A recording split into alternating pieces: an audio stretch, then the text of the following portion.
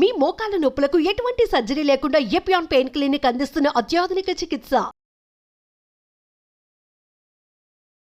హరే కృష్ణ ఆత్మీయులకు మనం ఈరోజు చాలామంది మన భారతదేశంలో సుమారు 180% మంది పైగా పెద్దవాళ్ళు కాన్స్టిపేషన్ తోటి బాధపడుతున్నారు.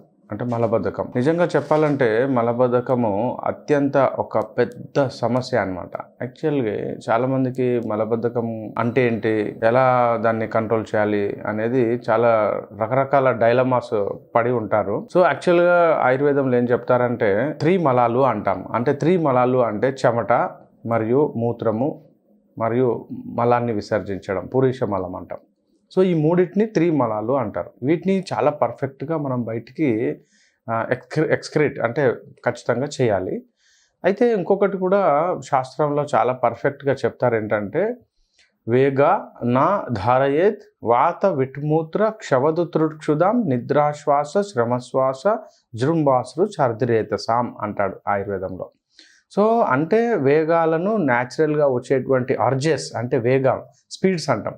అంటే ఏదైనా మన శరీరంలో నుంచి బయటికి రావడానికి వచ్చేటువంటి ఏదైతే ప్రకృతి పిలుపులు అంటాం, వాటిని మనం క్రియేట్ చేసుకోవద్దు మరియు ఆపకూడదు అని చెప్తుంది శాస్త్రం. అంటే వేగ నా ధారయేత్ అంటే వాత అంటే ఫాటింగ్ అంటే పిత్తులు, అపన వాయువును మనము ఆపకూడదు మరియు క్రియేట్ చేయకూడదు అని చెప్తుంది. పాత విట్ అంటే మల విసర్జన. సో చాలామంది ఏం చేస్తున్నారంటే, స్కూల్కు వెళ్ళేటువంటి పిల్లల తల్లిదండ్రులు లేదా ముఖ్యంగా తల్లులు, పిల్లాడు రాత్రి వీళ్ళతో పాటు చాలాసేపు మెలకుతోటి ఉంటాడు, మెలకుతోటి ఉండి పడుకుంటాడు, ఏ రాత్రో పడుకుంటాడు. పొద్దున మాత్రం స్కూల్ టైం వరకు కొంచెం బస్సు వెళ్ళే టైంకు కొంచెం ముందుగా లేపుతుంది ఆ తల్లి. లేపి తొందరగా పికప్ చేయాలి, తొందరగా స్నానం చేయించాలి, తొందరగా డ్రెస్ వేయాలి, తయారు చేయాలి, షూస్ వేయాలి, సాక్స్ వేయాలి, తర్వాత అతనికి ఏదైనా బ్రేక్ఫాస్ట్ లాంటిది పెట్టి పంపించాలి స్కూల్కు. ఇది హడావుడి. ఈ హడావుడిలో ఏం చేస్తుందంటే ఆ తల్లి వాడిని లోపలికి తోసేస్తుంది. పుష్ చేయిపేట అంటే దొడ్డికి పో అని చెప్పి ఇన్సిస్ట్ చేస్తుంది అనమాట తల్లి. సో ఆ పిల్లాడికి అప్పటికి ఇంకా జీర్ణం అయి ఉండొచ్చు, ఉండకపోవచ్చు, అతనికి ఆ స్పీడ్ రాకపోవచ్చు, అంటే దొడ్డికి రాకపోవచ్చు, కానీ అర్జెంటుగా బస్కి వెళ్ళాలి కదా, స్కూల్ బస్కి వెళ్ళాలి కదా. సో దాంతో ఏం చేస్తుందంటే పుష్ చేయమని చెప్పి నేర్పిస్తుంది. అప్పుడు పిల్లాడు ఏం చేస్తాడంటే అక్కడ పోయి కూర్చుంటాడు, కానీ దొడ్డికి రాదు. అప్పుడు అతను తల్లి చెప్తుంది కాబట్టి పుష్ చేస్తారు. ఇది చాలామంది ఇంట్లలో జరుగుతుంది అనమాట. ఇదేం జరుగుతుందంటే శాస్త్రంలో ఈ 13 రకాల స్పీడ్స్ అంటే వాత విట్ మూత్రం అంటే మూత్రం కూడా, క్షవదు అంటే తుమ్ము, నిద్ర శ్వాస, కాస శ్రమశ్వాస, జృంబ అంటే యానింగ్, అశ్రు అంటే కన్నీళ్ళు, రేతసాం అంటే సెమెన్. సో ఇట్లా ఈ 13 రకాల స్పీడ్స్లలో ముఖ్యంగా మనం ఈరోజు టాపిక్ వచ్చేసి కాన్స్టిపేషన్ ఎలా డెవలప్ అవుతుంది. అంటే కాన్స్టిపేషన్కు ఇదంతా ఇప్పుడు నేను చెప్పిన దానికి సంబంధం ఉంది. కాన్స్టిపేషన్ అంటే రోజువారీ దొడ్డికి వెళ్ళాల్సిన అవసరం లేదండి. యాక్చువల్గా కొన్ని శరీరాలు కూడా ఉంటాయి. కొన్ని వాత శరీరాలు ఉంటాయి, పిత్త శరీరాలు ఉంటాయి, కఫ శరీరాలు ఉంటాయి అన్నమాట. సో వాత శరీరాలు అంటే పూర్తిగా అంటే మసిల్ లేకుండా బోనీగా ఉంటారు, సన్నగా ఉంటారు, డ్రైగా ఉంటుంది వాళ్ళ శరీరం. ఇలాంటి శరీరాలు అసలు వాళ్ళకు మల విసర్జన చాలా పెద్ద టాస్క్ అన్నమాట. ఇంతకుముందు నేను చెప్పినట్టుగా పిల్లల్ని బలవంతంగా ముక్కిపించొద్దు లేదా వచ్చే స్పీడ్ను ఆపకూడదు. ఇది కూడా తల్లిదండ్రులు బాగా గమనించాలి. ఒకవేళ అలా చేస్తే ఏమవుతుందంటే, ఎప్పుడైతే మనం ముక్కుతామో ఆ ప్రెషరు బ్రెయిన్కి వెళ్తుంది అనమాట.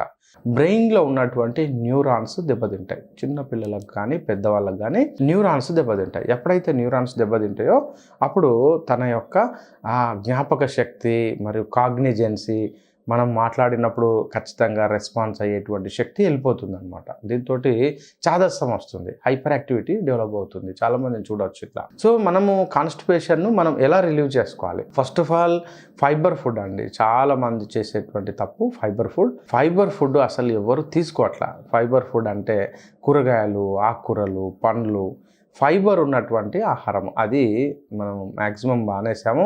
ముఖ్యంగా చాలామంది పిల్లలు కావచ్చు, తల్లిదండ్రులు కావచ్చు, పెద్దవాళ్ళు కావచ్చు, యూత్ ఎవరు కూడా ఎక్కువగా మైదా బేస్డ్ ఆహారాన్ని తీసుకుంటున్నారు. సమాస కావచ్చు, లేకపోతే నూడిల్స్, పాస్తా ఇలాంటివన్నీ ఎక్కువ మైదా బేస్డ్ తీసుకుంటున్నారు. సో గోధుమ పిండి కూడా మనము రెడీమేడ్ గోధుమ పిండి తీసుకున్నప్పుడు ఏమవుతుందంటే వాళ్ళు పూర్తిగా కంపెనీ వాళ్ళు జల్లెడ బట్టి ఆ మొత్తం పొట్టు ఏదైతే ఫైబర్ ఉందో తీసివేసి ఫైన్ పొడి అంటే ఫైన్ కార్బోహైడ్రేటే ఇస్తున్నారు గోధుమ పిండిలో కూడా. ఇలా మనము చాలా జాగ్రత్తగా కాన్స్టిపేషన్ వస్తే మనము ఈ ఆహార పదార్థాలను తగ్గించాలి లేదా పూర్తిగా మానేయాలి. మనం ఫైబర్ ఫుడ్ ముఖ్యంగా అన్ని కూరగాయలను బాయిల్ చేసుకొని తీసుకోవడం డైరెక్ట్. ఇంకా ఇప్పుడు చెరుకు రసం తాగుతారు సపోజ్ అందరూ. సో చెరుకు రసం అలా తాగకుండా చెరుకు గనలు అంటారు చూసారా, గడెలు డైరెక్ట్గా కొరుక్కొని నమిలి తినడం. ఇలా ఇవన్నీ ప్రాక్టీస్ చేస్తూ ఉంటే మనకు ఫైబర్ ఎక్కువగా అందుతుంది. ఎప్పుడైతే ఫైబర్ అందుతుందో కాన్స్టిపేషన్ రిలీఫ్ అవుతుంది. ఇది నెంబర్ 1. నెంబర్ 2, చాలామంది ఏం చేస్తారంటే ఏసీలోనే ఉండిపోతారు ఉదయం నుంచి రాత్రి దాకా. ఏసీలో ఉండి వాళ్ళు నీళ్లు తాగడం మర్చిపోతారు.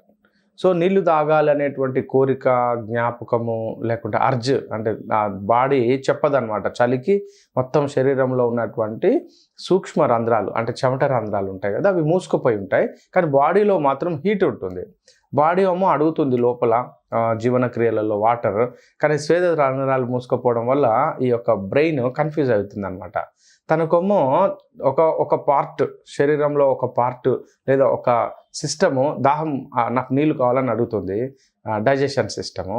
కానీ ఇతను ఎక్స్టర్నల్గా చలి ప్రాంతంలో ముఖ్యంగా చెప్పాలంటే ఏసీలలో ఉండేవాళ్ళు దాహాన్ని అబ్జర్వ్ చేయరనమాట.